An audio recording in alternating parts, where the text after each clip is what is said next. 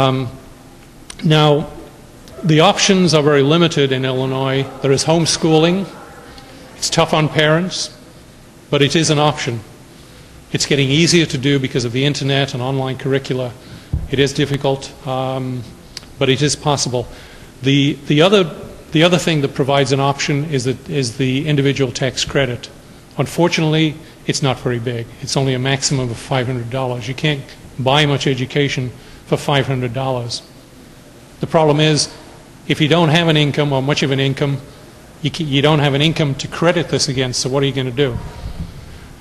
Other states have created what they call a scholarship tax credit. It's a charitable tax credit where you give a donation to a scholarship organization that then brings this money together and then issues it as scholarships to low-income families so that they can send their children to private schools.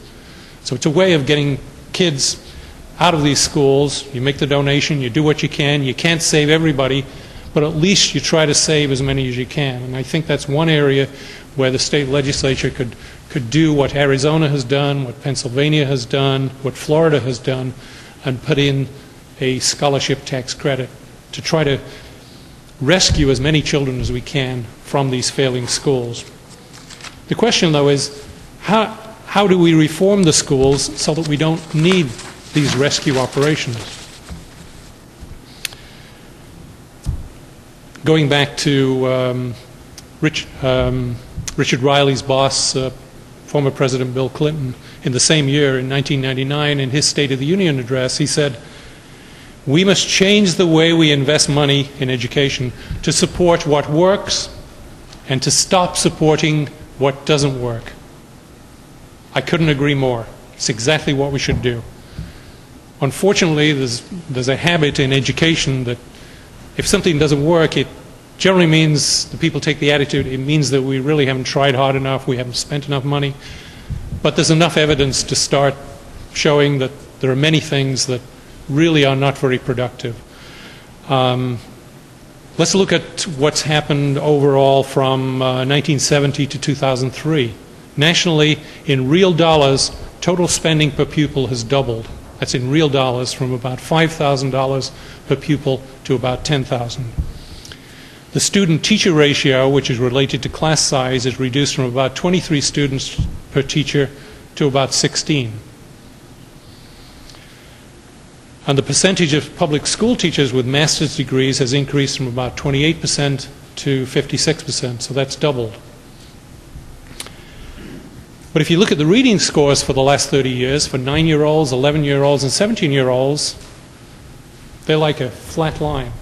They go up a little, down a little, but nothing very significant.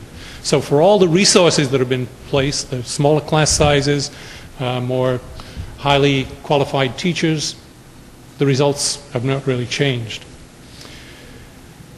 Now, in terms of the proposals for what we do about increasing student achievement, part of the reason we're here is because of this proposal. Well, we've got disparities in funding. The achievement gap, some people assert, is caused by funding disparities. So we've got the schools that don't spend a lot of money or can't spend a lot of money, can't raise a lot of money, we've got to give them more and bring them up.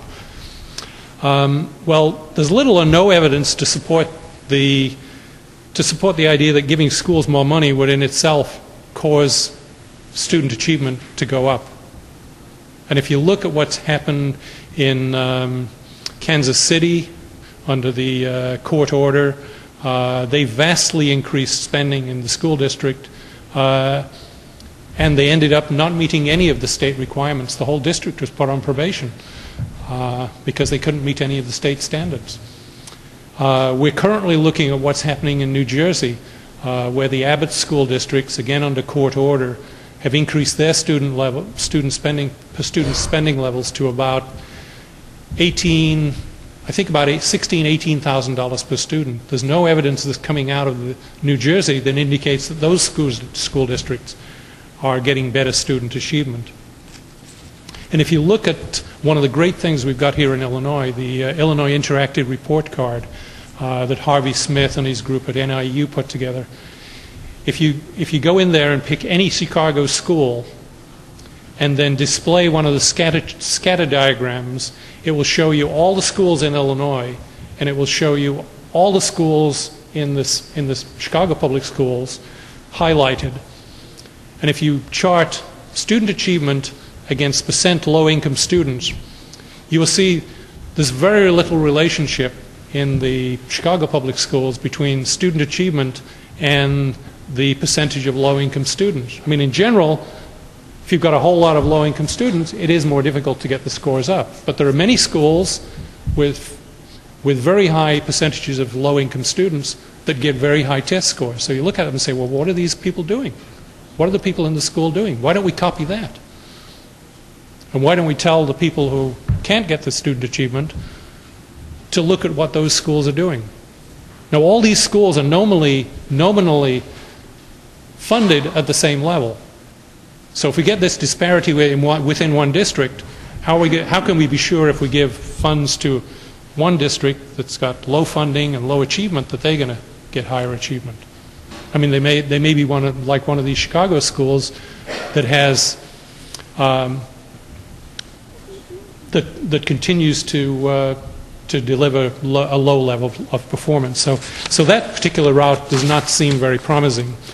Another proposal is to reduce class sizes.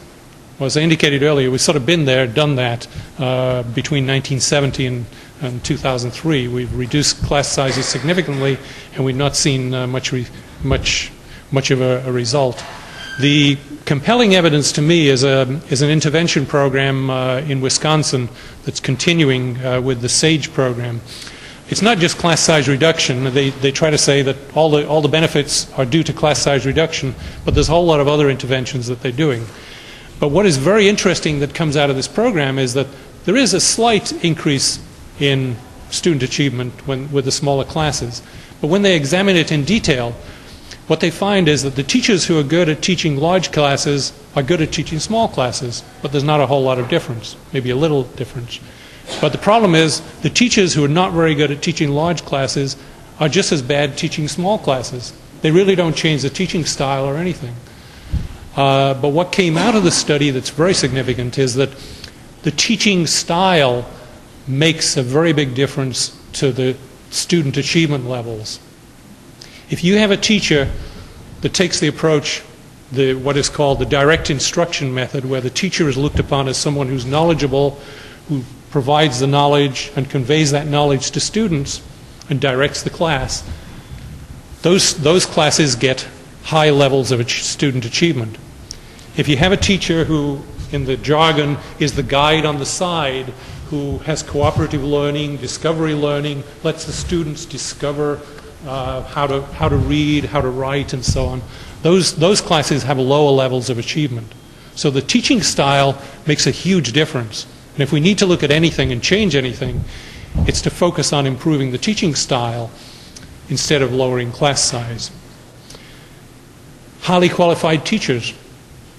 That's something that the teacher union is saying. We've got to have highly qualified teachers. Their idea of highly qualified teacher is a teacher that has national board certification.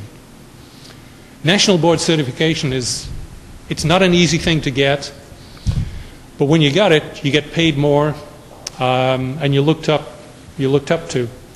But the research that it was funded even by the national boards itself indicates that national board certified teachers are no better than the average teacher in raising student achievement.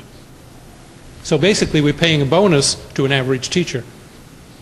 That doesn't make sense to me. We ought to find the teachers that can raise student achievement regardless of national board certification and give them a bonus.